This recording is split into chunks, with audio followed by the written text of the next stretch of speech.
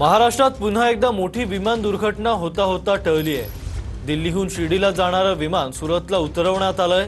इंडिगोच्या विमानानं वैजापुरातही घिरट्या घातल्या। रडारनुसार सिग्नल गायब झाल्याची माहिती मिळते। हवामान खराब झाल्यानं शिर्डी विमानतळावर विमान उतरू शकलं नाहीये। येवल्यात भीती असून पोलिसांनी लोकांना अलर्ट केलंय।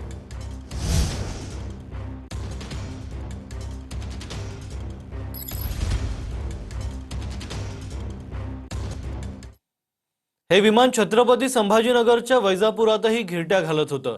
यावेळी काही नागरिकांनी विमानतळ अधिकाऱ्यांना फोन केला होता। हॅलो हो. Hello hello. कुठं लागला फोन? तुम्हाला लावायचं कुठं?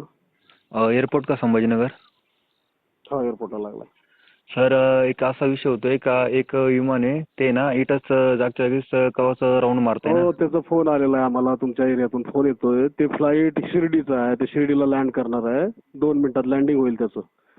त्याला तिथं शिर्डीला काहीतरी वेदर प्रॉब्लेम असेल किंवा पाऊस बिऊस चालू असेल. इकडे चालू आहे पाऊस, त्यामुळे ते तिथं त्याला होल्ड दिलाय हवेमध्ये.